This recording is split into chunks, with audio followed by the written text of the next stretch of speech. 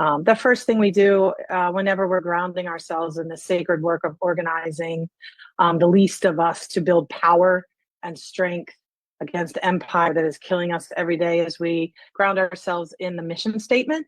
And if we could bring that up on the screen, I think Minister Sierra, are you going to read that for us? I almost said Savina. I'm bringing Savina into the space, our Reverend Savina. Yes. Yes. You know where my heart is tonight, y'all. Always.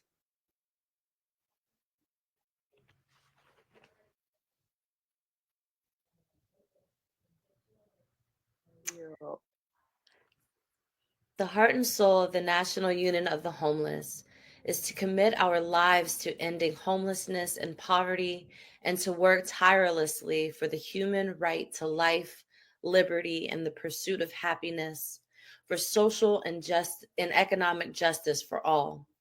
We dedicate ourselves to raising the awareness of our sisters and brothers, to planning a sustained struggle, and to building an organization that can obtain freedom through revolutionary perseverance. We pledge to deepen our personal commitment to end all forms of exploitation, racism, sexism, and abuse. True solidarity demands that we create not only the new society, but also the new human being. The heart and soul of the National Union of the Homeless is to commit our lives to ending homelessness and poverty.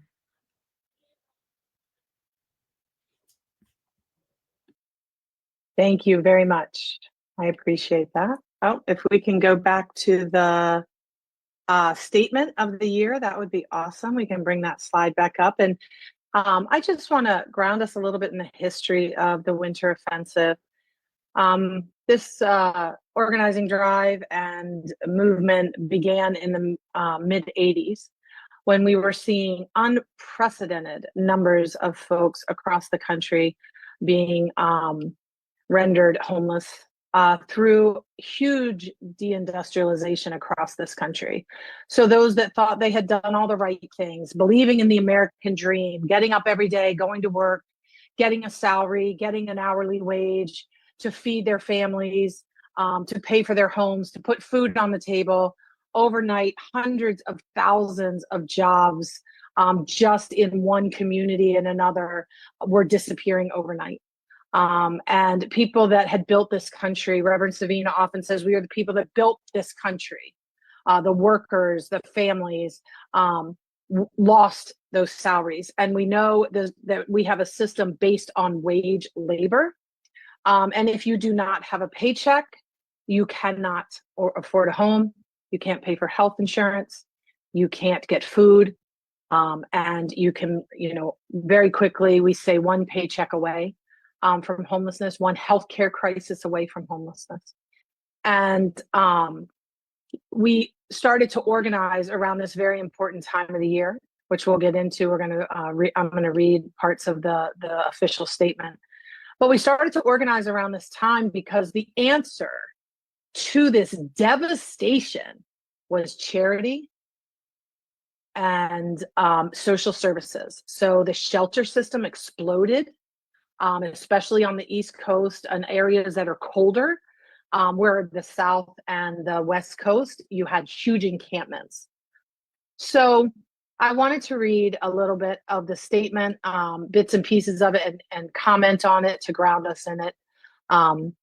We relaunched in 2019 at the Poor People's Campaign Congress in 2019. If you were there, that was a very powerful day.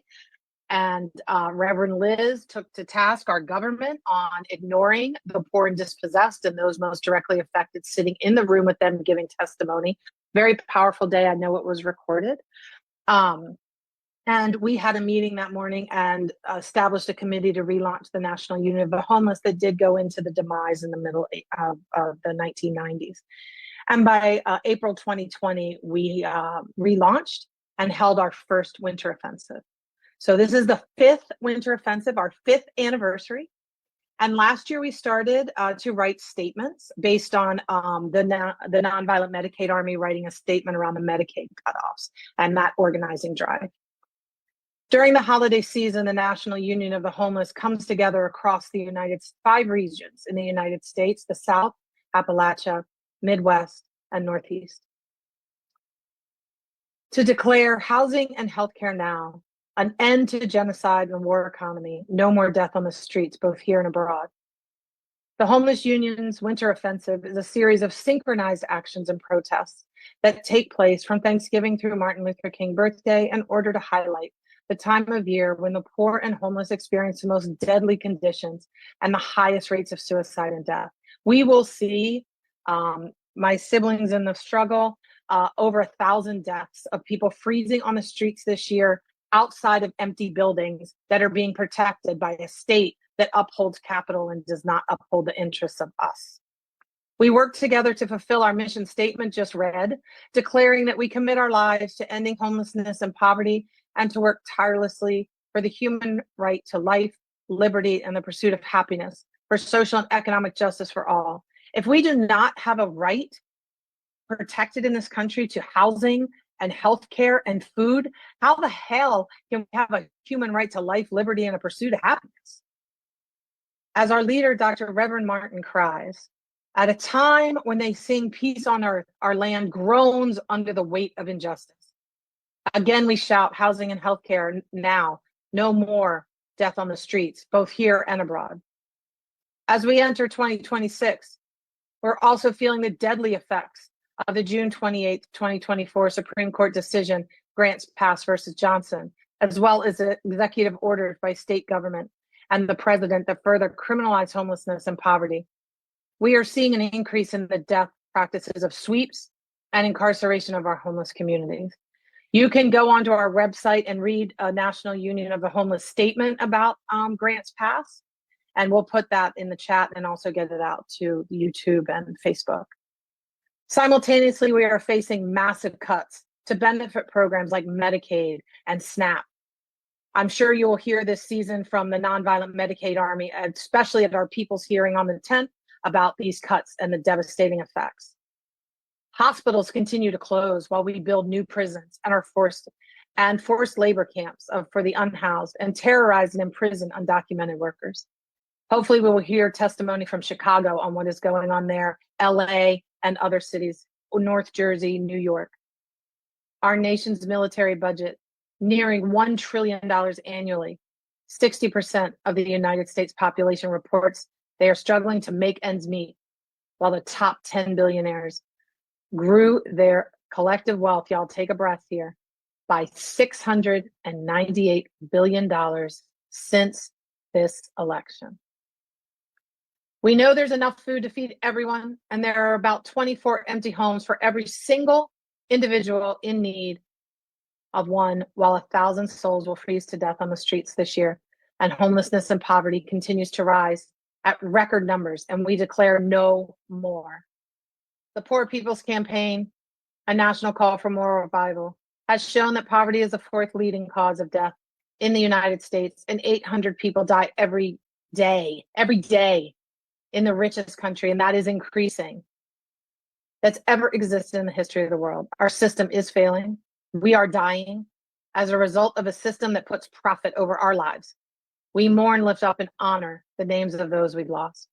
Join us, the National Union of the Homeless, the Nonviolent Medicaid Army, the Freedom Church of the Poor, and other movements across the country as we organize to unite our class to end this system, not manage it, not make it more comfortable, not make it a little bit bigger for the nonprofits, but to end the system that puts profit, that profits from our poverty, homelessness, and death, and to create a society organized around our human rights.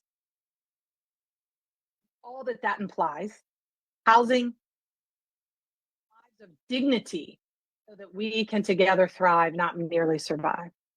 Very quickly, because I know we started a little bit late, I'd love to go to the next slide and just cover the dates and just a couple of the slogans. So we'll start with these. We're having our launch tonight, y'all. Thank you, Freedom Church. Thank you, Cairo Center. Thank you for this partnership of 5 years to make our winter offensive so much more powerful and accessible across the country. Our first event will be Wednesday, December 10th, also co-hosted by Nonviolent Medicaid Army and the Freedom Church. And we will have a people's hearing in honor of the anniversary of the UN Universal Declaration of Human Rights that the United States was very instrumental in writing, but very hypocritical in never upholding in our own system. So Wednesday from 7 to 9 Eastern, we will have a virtual people's hearing where you'll hear testimonies from across the country, and we will hold this system on trial. This will be our second annual people's hearing. Our cornerstone of the Winter Offensive is our annual National Homeless Memorial Day. We will have a 2-hour service on Sunday, December 21st, again in partnership with the Freedom Church, where we will honor our dead. This was first started in the 80s by nonprofits to highlight the great work they were doing. And we said, no, thank you.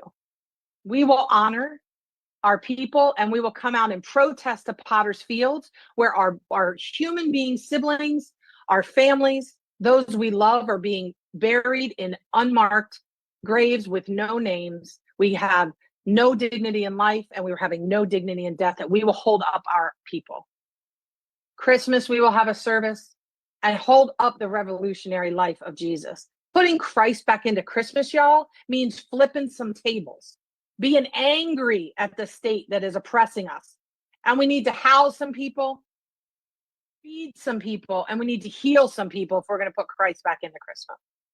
Every year we do a social media campaign for our revolutionary resolutions. Forget going to the gym. You can go, of course, because we want long lives, and not eating chocolate. And I'm going to give up Coke Zero. But I want a revolutionary resolution to build this movement. Every day I wake up and get my head off the pillow to build this movement to end that is killing everybody I love every day. My brother-in-law this year, who is an immigrant from El Salvador, his mother did everything that she could to get them to come into this country, and he died before his 60th birthday because of access.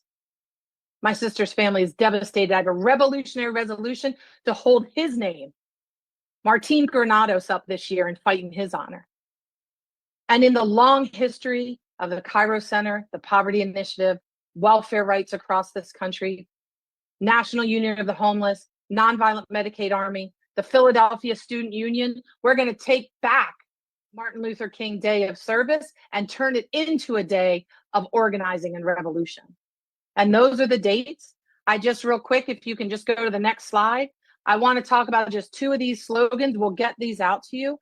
But the one paycheck or healthcare crisis away from poverty and homelessness highlights the economic system that benefits and makes us earn our very right to live. A system that has to go. We are homeless, not helpless. We will fight for ourselves. So that, 1, the problem, a system that creates poverty.